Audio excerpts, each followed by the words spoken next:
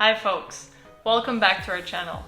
We've recently come back home from a 4-month trip to Mexico, and we would like to share with you our findings and some exciting things that we've experienced. We've already posted some videos from Mexico before, so you can check them in the playlist right here. You can also save this playlist as we will be updating it with new videos to come. In today's video, we will be talking about our regular day in Mexico City, how we spent our time during work week and how we were planning our routes around. Wait till the end of the video to find out how much a weekday in Mexico City can cost you.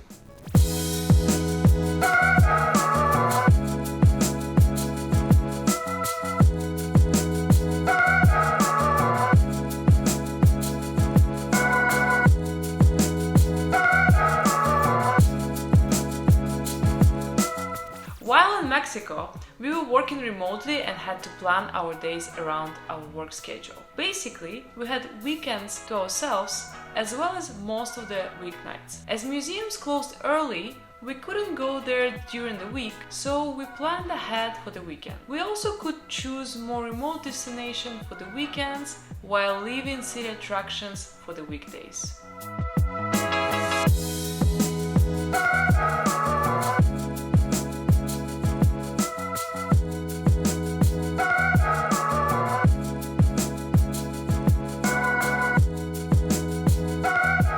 Before coming to Mexico, we had a list of places that we wanted to visit. It was collectively gathered by our friends who lived in Mexico City before for some time, and we also added some items to it as well. As we walked along the streets, we noticed some places that we really liked, so we saved them for the future to come back later. It is mostly for cultural and architectural landmarks that are not necessarily on the radar of general tourist routes, and of course, restaurants and cafes that are worth visiting. We recommend you get a list like this when you travel to a new destination. Our weekdays started early and we mostly had breakfast at home.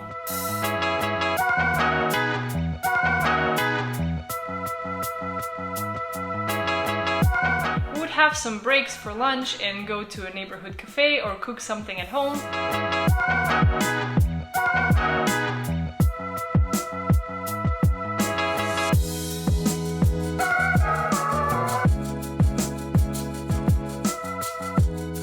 I would sometimes go for a coffee during the day or go for a quick run in the park, but yeah, most of the time we stayed at home till end of workday.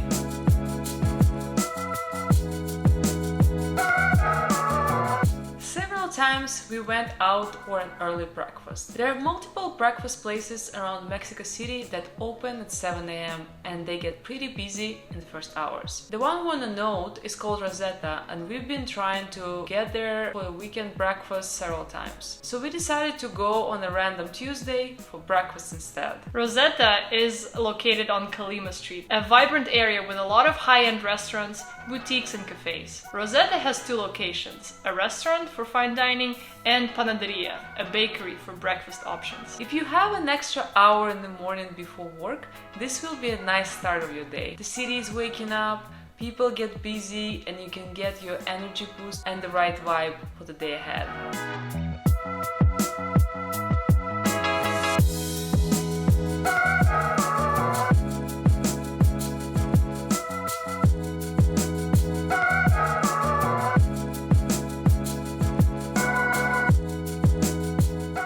If we went out for breakfast in the morning, we would usually go work in a co-working space for the rest of the day. It saves time as you don't have to go back home in the morning traffic, and also you can finish your work and proceed with your day in one of the vibrant neighborhoods like Condesa, Roma or Juarez.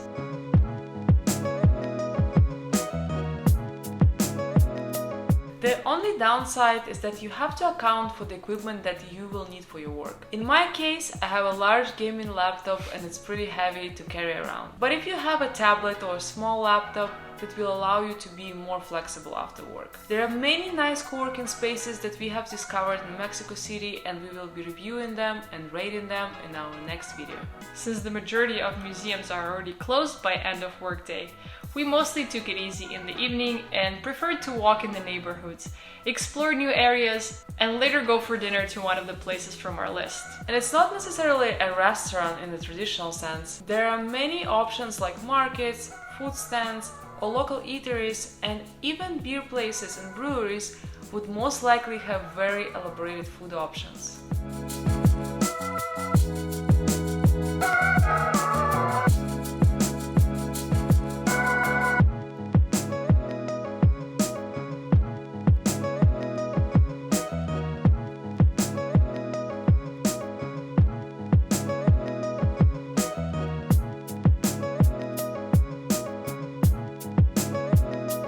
Keep in mind that most restaurants require you to have a reservation beforehand. If it's a popular high-end restaurant, it's recommended to book a couple of weeks in advance. You may get lucky and find the table on the spot, but that rarely happens, and it's better to be prepared. We've tried to get into some of them, and we will be covering it in our next videos, so keep an eye on the updates. One of our favorite areas to explore were Condesa and Ipodromo. They have a lot of parks, boulevards, and nice eateries to choose from. Every time we went there, we found something new and were never disappointed with the food offerings.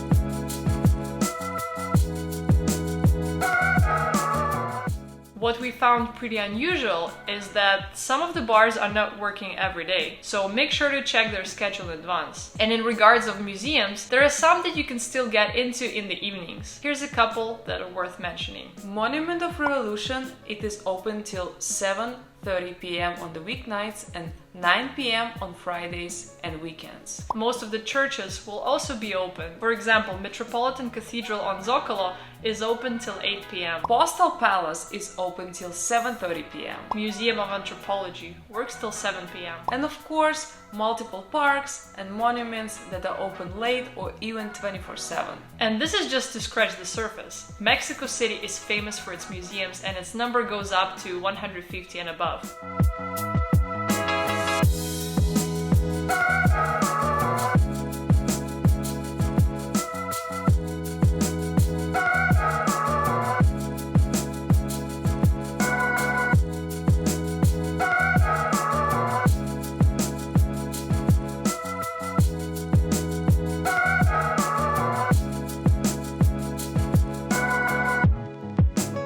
We will be doing separate videos about the museums that caught our eyes the most, so stay tuned. To wrap up this video, here are approximate price of all the activities we mentioned for our regular weekday in Mexico City. Breakfast for one in Rosetta will cost you around 240 pesos a person. A day in co-working space, 150 pesos. A lunch or a snack will be around 120 pesos a person. A cup of coffee, roughly 50 pesos. For one of the nights, we chose Monument of Revolution to visit as a cultural attraction, and it cost us 120 pesos a person. Dinner with a glass of wine in one of the pizzerias in Condesa cost us 280 pesos a person. Healthy snacks for next day, 90 pesos. And groceries for 1 week cost us 1400 pesos. Roughly for one person that would be 100 pesos a day. And in total, it will roughly come up to 1200 pesos a day per person. Keep in mind, this is a rough estimate and we wouldn't go into co-working space every day or have the lunch out. But this gives you an idea of how much you can spend if you stay most of the time outside of your accommodation.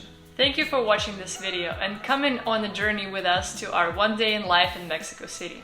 Let us know in the comments below what is your favorite activity in Mexico City, and if you've never been to the city, what excites you the most about going there. Please smash that like button and subscribe to our channel for more videos like this. Till next time.